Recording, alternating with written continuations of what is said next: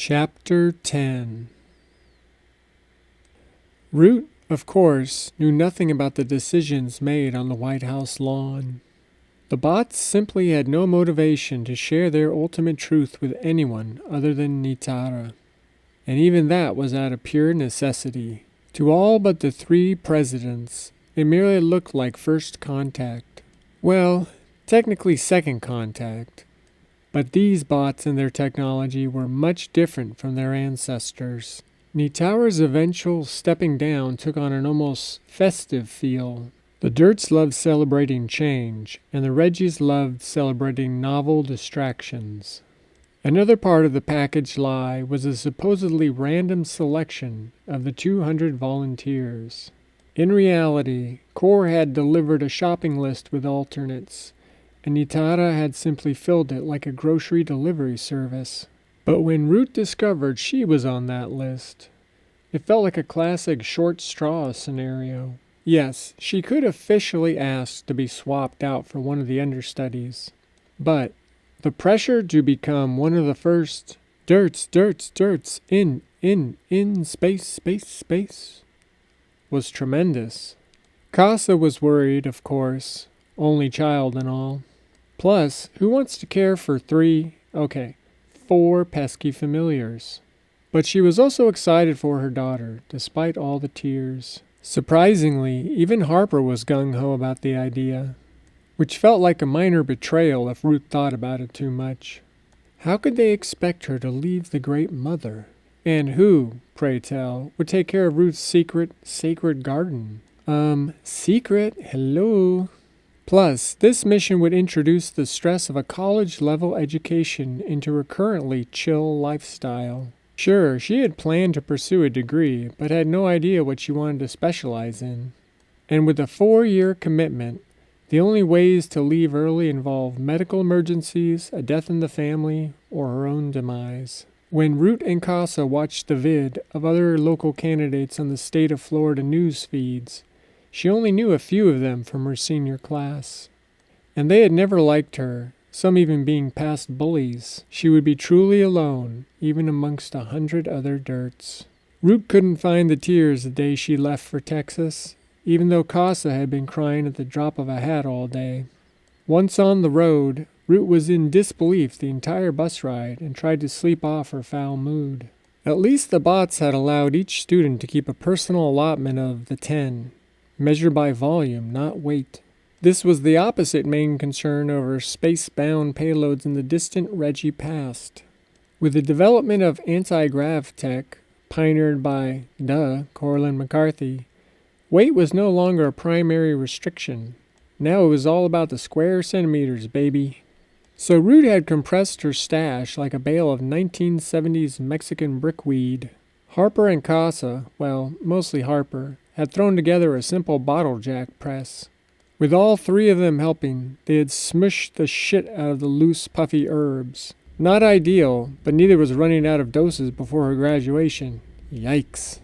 Of course, a communal store of medicinal herbs, entheogens, nootropics, and other substances would be in a Dirt-designated cryostat vault. But that would be regulated by the resident med staff and any Uchams traveling with them. In other words, off-limits to addicts, partiers, or overachievers like her. The thought of dwindling supplies made her skin crawl. Root wasn't like the other kids, preoccupied mainly with social aspects of being a Dirt, or just going through the motions of mastering the 10. But even though Root didn't want the life of an Ucham, she already lived more like one of them than any navigator she knew. Already a grandma monk. A grunk? Root thought, smirking with a tinge of playful melancholy. Her usual house blend. Speaking of old, the dated bus cabin was ugly as crags, but also sparsely populated, one of the perks of being an early bird. That and the long-ass ride would give Root ample time to think, stress, and ruminate about the whole damn mess. And definitely not think about how she had never even been kissed, but might die in space before getting the chance. Why did these bots even want the Dirts in their school? She heard they were far more advanced now than when they had left Earth. And, of course, She had seen their disturbing locks in history class. Recalling the surgical diagrams and animations made her queasier than the 10 on an empty stomach, forcing her to unwrap a ginger gummy hurriedly. As she nursed it, she thought of their invisible god, Core. The bots may have purported to be free agents. Still, without their mighty AI overlord, they would have to gather data like the rest of humanity, spending years in front of an AUG feed and muddling through. Qubit deities, head tentacles, and 24/7 observation? Those details painted a picture in her mind that was repulsive and antithetical to everything DIRT stood for. And how in the crags would the classes work? If they were more advanced, grade-wise, they would already know all the material. Hell, the whole net, and more. Did they even have or need grades? Stupid walking server banks. Far away from Root's rural wilderness and her troubled mind, the scars left behind by Coraline's ship had been reborn into a bustling metropolis. Its official title may have been the Global Unification Nexus, but locals just called it the Bowl. In the months and years following that brief yet monstrous bloom of fire and force, the nearly symmetrical crater and its contents had simply laid fallow. After the initial shock wore off, the new city government was gridlocked over how to treat the area.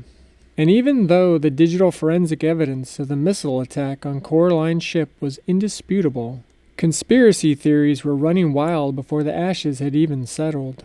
Still, after the inquiries and subsequent passing of DIRT's law, many Reggies and DIRTs refused to let bot names be honored alongside their lost loved ones. Eventually, though, after a spat of protests and other nonsense, everyone who died that day ended up laser-etched onto the massive stone wall of the memorial. On top of all that drama was the practical, real-world concern over which redevelopment method would make the most fiscal sense.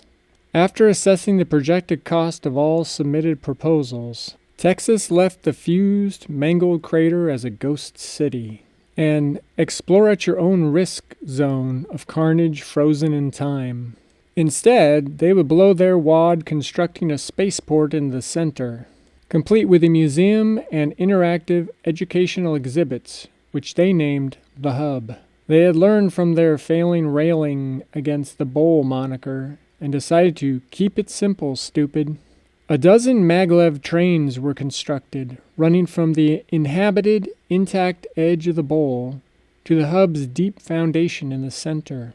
The trains brought in construction supplies, human and robotic workers, and hope. Life slowly gained a foothold amongst the ruins and rubble as the Hub rose incrementally from its base towards the sky. Below the multi-story train tracks, homeless and marginalized people started flocking to the miles of unclaimed, ungoverned neighborhoods and structures. But thousands of displaced Houstonians, who had evacuated or been away during the blast, also returned to the general area of New Houston, some rebuilding on the exact locations of their old homes, like diehards on the Big Island after eruptions. They just couldn't stay away from their beloved city and all the memories they had made there. Despite the dire predictions of what might transpire in the squatter's paradise, it didn't turn into a dystopian cesspool. Unrestrained by building codes and oversight, the exact opposite happened. It transformed into a fantastically eclectic urban experiment born of tenacity, grit, and adaptation. Every tightly wound inventor, artist, and maker found the one thing society had denied them: a self-governing, blank canvas with only one rule: don't be a dick. Interpretations were many, as were methods of enforcement, but the residents usually knew art and troublemakers when they saw them. New Houston had been reclaimed and embellished by and for the community, minus the fees, red tape, and corruption. The Bowl also became a mecca for those that would eventually heal the rift between the Reggies, DIRTs, and last earthbound bots and flats. You had to get along with your neighbors in a wild place like the Bowl. That's not to say it wasn't dangerous at times, because any place that didn't have the necessary saturation of municipal broadcast towers Also didn't have an appropriate density of drones and police, which, in the bowl, usually just meant more crimes of opportunity. Thankfully, today, Root wouldn't have to take her chances walking through the miles of possible wrong turns and dead ends. Suddenly jarred awake by the bus driver's overzealous air braking, Root squinted at the train depot through bleary, morning eyes and dusty windows. Exhausted by the long ride, she moved quickly. Gathering her things, Root stumbled off the antiquated bus towards an uncertain and unwanted future.